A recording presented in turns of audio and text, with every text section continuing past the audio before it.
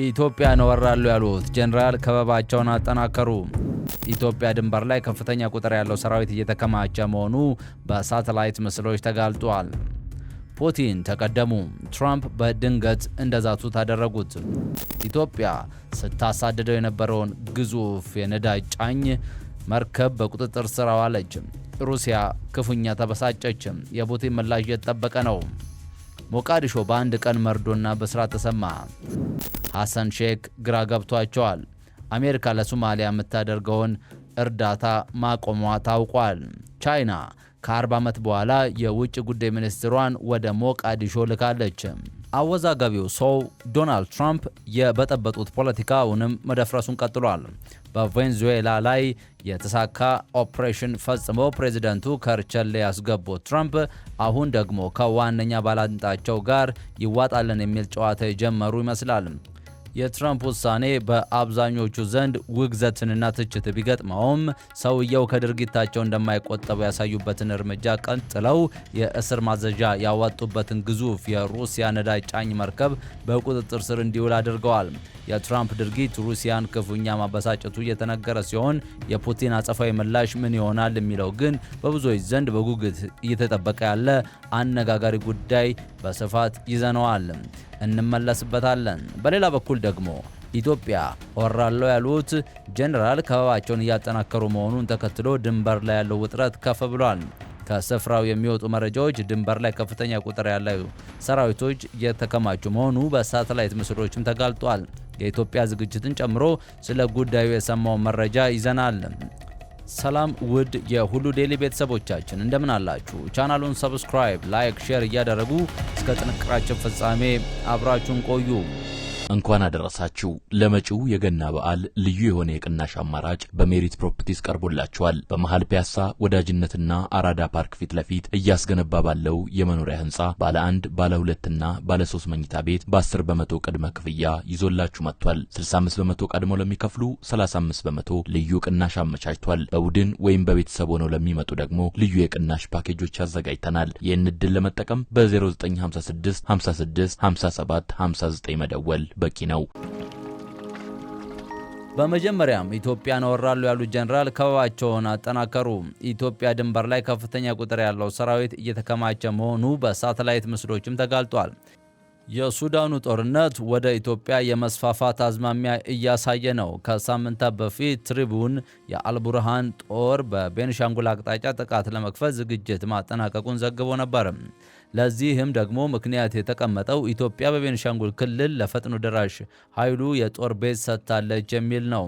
ዓለም አቀፍ የበረራ ተቆጣጣሪ ተቋማት ባለፉት ሳምንታት በተከታታይ ባወጧቸው ሪፖርቶች መሳሪያ ጫኝ አውሮፕላኖች ከአቡዳቢ ወደ ኢትዮጵያ ተደጋጋሚ በረራ የተደረገ መሆኑን ተናግረዋል። በዛሬው ዕለት ደግሞ አልማሽሃዳል ሱዳኒ.com የተሰኘ የሱዳን ሚዲያ የሱዳን ብሔራዊ ጦር ከፍተኛ ቁጥር ያለው ወታደርና የጦር መሳሪያ በኢትዮጵያ ድንበር ላይ እያከማቸ መሆኑን ምንጮች ዋቢ አድርገው ዘግበዋል። ይህም ለኢትዮጵያ ተጨማሪ ስጋት የፈጠረ ጉዳይ ሆኗል።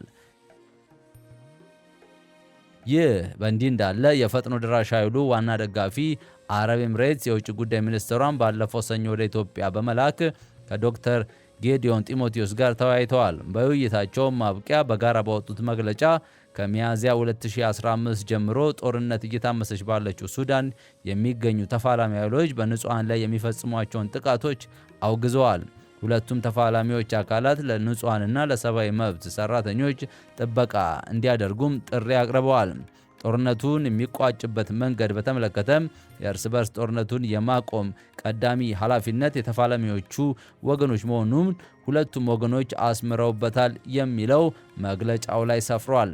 በአስቸኳይ ወደ ዘላቂ ተኩስ አቁም የሚደረግ ሰብአዊ ተኩስ አቁም ስለማድረግ አስፈላጊነት በመግለጫቸው ያነሱት ሁለቱ ሀገራት በመላው ሱዳን አስቸኳይ፣ ፈጣንና ያልተገደበ የሰብአዊ እርዳታ አቅርቦት እንዲኖር ጠይቀዋል። በሲቪል የሚመራ ገለልተኛ መንግስት ለመመስረት መንገድ የሚጠርግ አካታችና ግልጽ የሽግግር ሂደት መኖሩ አስፈላጊ መሆኑንም አንስተዋል። የተባበሩት መንግስታት የሱዳን ጦርነት እየተቀጣጠለ ለመምጣቱ አንዱ ምክንያት የውጭ ድጋፍ መሆኑን ቢያነሳም የትኛውም አካል በስም አይጠቅስም። የባሕረ ሰላጤው ሀገር የተባበሩት አረብ ኤምሬት ከዚህ ጋር በተያያዘ በተደጋጋሚ ስሟ ይነሳል። በቀጣይ መረጃ በአውሮፓ የአሜሪካ እዝ ከቬኔዙዌላ ነዳጅ ጋር ግንኙነት ያለውና በአሜሪካ ሲታደን የነበረው ነዳጅ ጫኝ መርከብ በቁጥጥር ስር መዋሉን አስታውቋል።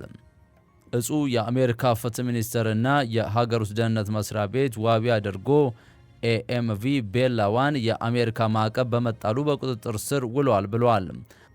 መርከቡ በአሜሪካ ፌዴራል ፍርድ ቤት በወጣበት ማዘዣ መሰረት በሰሜን አትላንቲክ በቁጥጥር ስር ውሏል ይላል እዙ በኤክሱ ገጽ ላይ ባወጣው መግለጫ። ዩኤስጂሲ ሙንሮ የተባለው የአሜሪካ የጦር መርከብ ነዳጅ ጫኝ ታንኩን ተከታትሎ እንደያዘውም አክሏል። የአውሮፓውያኑ 2024 ህጋዊ ያልሆነ ነዳጅ በማመሳሰል ማዕቀብ የተጣለበት መርከብ ባንዲራውንና ባለቤትነቱን ወደ ሩሲያ ቀይሮ ሲንቀሳቀስ ነበር። ሩሲያ ነዳጅ ጫኝ መርከቡን ለማጀብ ሰርጓጅ መርከብ ጨምሮ የባህር ኃይሏን ብታሰማራም አሜሪካ መርከቡን በቁጥጥር ስር አውላለች ብሏል። ባለፈው ቅዳሜ የቬኔዙዌላው ፕሬዝዳንት በቁጥጥር ስር ያዋለው የትራምፕ አስተዳደር ከቬኔዙዌላ የሚወጡና የሚገቡ መርከቦች ላይ ማዕቀብ የጣለው ባለፈው ወር ነበር። መርከቡ ከዚህ ቀደም የቬኔዙዌላ ነዳጅ ያመላልስ የነበረ ሲሆን በአሁኑ ወቅት ግን ምንም አይነት ነዳጅ እንዳልጫነ ተዘግቧል። የሩሲያ ትራንስፖርት ሚኒስቴር የትኛውም ሀገር በአንድ ሀገር የተመዘገበ መርከብን በኃይል የመያዝ መብት የለውም የሚል መግለጫ አውጥቷል። በቀድሞ ስሙ ቤላዋን ተብሎ የሚታወቀው የነዳጅ መርከብ በአሜሪካ ቁጥጥር ስር መዋሉን ተከትሎ ነው ሩሲያ መግለጫውን ያወጣችው። አሜሪካ ከቬኔዙዌላ ነዳጅ ጋር ግንኙነት ያለው መርከብ ማዕቀብ ጥሷል በማለት አድና በቁጥጥር ስር መዋላንም አስታውቃለች። ማሪኔራ ተብሎ የሚጠራው መርከብ ከቅርብ ጊዜ ወዲህ በሩሲያ ባንዲራ ሲንቀሳቀስ የቆየ ሲሆን ሞስኮ መርከቡን ለማጀብ የባህር ኃይሏን አሰማርታም ነበር። የሩሲያ መግለጫ እንደሚጠቁመው በሞስኮ ሰዓት አቆጣጠር ከቀኑ 9 ሰዓት የአሜሪካ ኃይሎች መርከቧን ቁጥጥር ስር ካዋሉ በኋላ ከመርከቡ ጋር የነበረው ግንኙነት ተቋርጧል ብሏል። ሚኒስትሩ አክሎ እንደገለጸው ማሪኔራ ከአውሮፓውያኑ ታህሳስ ወር መጀመሪያ ጀምሮ በጊዜያዊ ፍቃድ በሩሲያ ባንዲራ ሲንቀሳቀስ ነበር። በተያያዘ ዜና ዩናይትድ ኪንግደም አሜሪካ መርከቡን በቁጥጥር ስር እንድትውል ድጋፍ ማድረጓንም አውቃለች። የዩኬ መከላከያ ሚኒስቴር ባወጣው መግለጫ መርከቡ በሰሜን አትላንቲክ በቁጥጥር ስር እንዲውል ድጋፍ ማድረጉን አስታውቆ መርከቡ ሩሲያና ኢራን ማዕቀብ ጥሰው ከመከላከያው ምስራቅ እስከ ዩክሬን ሽብርን፣ ግጭትንና መከራን የሚያስፋፉበት ነው ብሏል። አሜሪካ ከዚህ መርከብ በተጨማሪ ሌላ ቬኔዙዌላ ላይ የተጣለ ማዕቀብን የጣሰን ያለችው መርከብ ካሪቢያን ላይ በቁጥጥር ስር መዋሏንም አስታውቃለች። ይህ በእንዲህ እንዳለ የአሜሪካው ፕሬዝዳንት ዶናልድ ትራምፕ ከ66 የተባበሩ መንግስታትና ዓለም አቀፍ ድርጅቶች አባልነት እንደምትወጣ ይፋ ማድረጋቸውን ተከትሎ በዓለም አቀፍ መድረክ ከፍተኛ ቁጣና ስጋት እየተቀሰቀሰ ይገኛል። ፕሬዝዳንቱ ባስተላለፉት ውሳኔ አሜሪካ ከአየር ንብረት ለውጥ፣ ከዲፕሎማሲያዊና ዲሞክራሲያዊ ግንባታና ከሰብአዊ መብት ጥበቃ ጋር የተያያዙ የሚሰሩ ተቋማትን ድጋፍ እንደምታቆም አስታውቋል። እንደ ፕሬዝዳንቱ ከሆነ አሜሪካ ተሳትፏን የምታቋርጥባቸው ተቋማት መካከል 31ዱ የተባበሩት መንግስታት አካላት ሲሆኑ ቀሪዎቹ 35 ደግሞ ዓለም አቀፍ ስምምነቶች ድርጅቶች ናቸው። ከነዚህ መካከል የመንግስታት የአየር ንብረት ለውጥ ፓናል IPCC እና የዓለም ጤና ድርጅት WHO በዋናነት ይጠቀሳሉ። የዋይት ሃውስ መግለጫ እንደሚያመለክተው ውሳኔው የተላለፈው እነዚህ ድርጅቶች ከአሜሪካ ብሔራዊ ጥቅም ጋር ይጋጫሉ የሚል ግምገማ ስለተደረገ ነው። በተለይም በአየር ንብረት ስምምነቶችና በዓለም አቀፍ የጤና ትብብርና የሚታየው የአሜሪካ ሚና መቋረጥ ዓለም አቀፍ ሳይንቲስቶችና የፖለቲካ መሪዎችን ክፉኛ አስቆጥቷል። የተባበሩት መንግስታት ድርጅት ቃል አቀባይ ስቴፈን ጁጃሪክ ድርጅቱ በጉዳዩ ላይ ጥልቅ ግምገማ እያደረገ መሆኑን፣ አሜሪካ ከዓለም አቀፍ ትብብር መውጣቷ የሚያስከትለው ጉዳት ከፍተኛ እንደሚሆንም ጠቁመዋል። የአየር ንብረት ተመራማሪዎቹ በበኩላቸው አሜሪካ ከIPCC መውጣቷ ዓለም ሙቀትን ለመቀነስ የምታደርገውን የጋራ ጥረት ሽባ ያደርገዋል ሲሉም ኮንነዋል።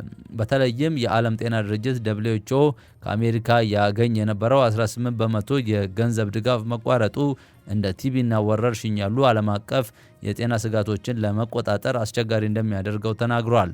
ይህ እርምጃ አሜሪካ በዓለም አቀፍ መድረኮች ያላትን ተጽዕኖ ሊቀንሰው እንደሚችልም ተንታኞች እየገለጹ ነው። በሌላ መረጃ ሞቃዲሾ በአንድ ቀን መርዶና በስራት ተሰማ። ሐሰን ሼክ ግራ ገብቷቸዋል። አሜሪካ ከሶማሊያ የምታደርገውን እርዳታ ማቆሟን ተከትሎ በዛ ቅጽበት ቻይና ከ40 ዓመት በኋላ የውጭ ጉዳይ ሚኒስትሯን ወደ ሞቃዲሾ ለመላክ አስባለች። ሰሞነኛው የኃይሉ ትንቅንቅ የቀንዱን ፖለቲካ ትኩሳት ከፍ አድርጎታል። የቻይና ውጭ ጉዳይ ሚኒስትር በኢትዮጵያና በሶማሊያ ጉብኝት ሊያደርጉ ነው። የቻይና የውጭ ጉዳይ ሚኒስትር ዋንግ ዩ ከጃንዋሪ 12 አንስቶ በአፍሪካ ውስጥ ጉብኝት እንደሚያደርጉ መስሪያ ቤታቸው አስታውቋል። የመስሪያ ቤታቸው ቃል አቀባይ እንደገለጸው ሚኒስትሩ ጉብኝት የሚያደርጉት ከኢትዮጵያ ጋር ሲሆን በዚያም በአፍሪካ ህብረት ዋና መቀመጫ የሚከናወነውን ቻይና አፍሪካ ፎረም ፎር ፒፕል ቱ ፒፕል ኤክስቼንጅ በተሰኘ ፕሮግራም የመክፈቻ ስነ ስርዓት ላይ ይገኛሉ። በመቀጠልም ወደ ሶማሊያ የሚያቀኑት ሚኒስትሩ ከዚያም ወደ ታንዛኒያ ሌሶቶ በመሄድ የስራ ጉብኝት እንደሚያደርጉ ቃል አቀባዩ አስታውቋል። እንደ ቃል አቀባዩ የውጭ ጉዳይ ሚኒስትሩ በያዝነው የፈረንጆቹ ዓመት የመጀመሪያው የውጭ ጉዳይ ጉዟቸው ሊያደርጉ አዲስ አበባ የመጀመሪያ ሆናለች። ጨምሮም ቻይና በየዓመቱ የውጭ ጉዳይ ሚኒስትሯን ወደ አፍሪካ የምትልከው የተጠቀሰውን ቃል አቀባዩ እኚህ ዘንድሮ የቻይና የውጭ ጉዳይ ሚኒስትር ወደ አፍሪካ ሲጓዙ ይህ ለ36ኛ ተከታታይ ዓመት ነው። የውጭ ጉዳይ ሚኒስትሩ ለ36 ተከታታይ ዓመታት አፍሪካ መርገጣቸው ለአህጉሪቱ ምን ያህል ቅድሚያ እንደሚሰጥ ማሳያ ነው ሲልም አስረድቷል።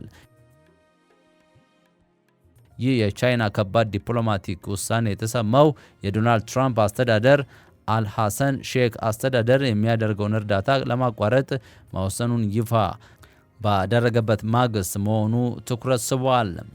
የአሜሪካ ውጭ ጉዳይ ሚኒስትር ረቡዕ ባወጣው መግለጫ ለሶማሊያ መንግስት የሚያደርገውን ሁሉን ድጋፍ ማቋረጡን አስታውቋል። ሚኒስትሩ እንዳለውም ድጋፉ የተቋረጠው የሶማሊያ ባለስልጣናት በአሜሪካ እርዳታ የተገባ የዓለም ምግብ ፕሮግራም መጋዘንን በማውደማቸውና እርዳታ ከሚሹ ዜጎች የተዘጋጀ 76 ሜትሪክ ቶን ምግብ ቁጥጥር ስር መዋላቸው ነው ብሏል። የትራምፕ አስተዳደር የምግብ ብክነት፣ ዘረፋና የህይወት አድን እርዳታን መያዝ አይታገስም ማለቱን አሶሺየትድ ፕሬስ የዜና ወኪል ዘግቧል። መግለጫውን አክሎም የአሜሪካ መንግስት ለሶማሊያ ፌዴራል መንግስት ጥቅም ያላቸው ሁሉንም ድጋፎችን አቋርጧል ይላል። የተቋረጠው ድጋፍ የሚቀጥለው የሶማሊያ መንግስት ተቀባይነት ለሌለው ድርጊቱ ኃላፊነት የሚወስድ ከሆነና አስፈላጊውን እርምጃ ሲወስድ ብቻ ነው። አሜሪካ ለሶማሊያ የምታደርገውን ድጋፍ መቋረጡ የተሰማው የትራምፕ አስተዳደር በዩናይትድ ስቴትስ የሚገኙ ሶማሊያን ላይ ትችት እያሰማ በሚገኝበት ወቅት ነው። ዋሽንግተን ወደ አሜሪካ መምጣት በሚፈልጉ ሶማሊያን ላይ ጠንከር ያለ ገደብ የጣለች ሲሆን አሜሪካ የሚገኙ ሶማሊያንም ስጋት ላይ እንዳሉ ተነግሯል። የትራምፕ አስተዳደር ለሁለተኛ ጊዜ ወደ ስልጣን ከመጣ በኋላ የአሜሪካ ዓለም አቀፍ የልማት ተራድኦ ድርጅት USAID ማፍረሱ ይታወቃል። የተወደዳችሁ የቻናላችን ቤተሰቦች ለእናንተ ይሆናሉ ብለን ይመጥናሉ ብለን ብታደምጧቸው ታተርፉበታላችሁ ብለን የመራረጥናቸውን ዕለታዊ መረጃዎች እስካሁን ያደመጧቸው ነበሩ።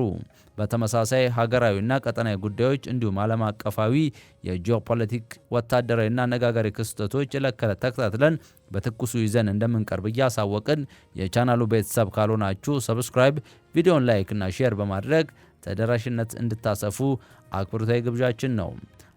እኛ በዚያ በቃን። ሰናይ ጊዜ ተመኘን።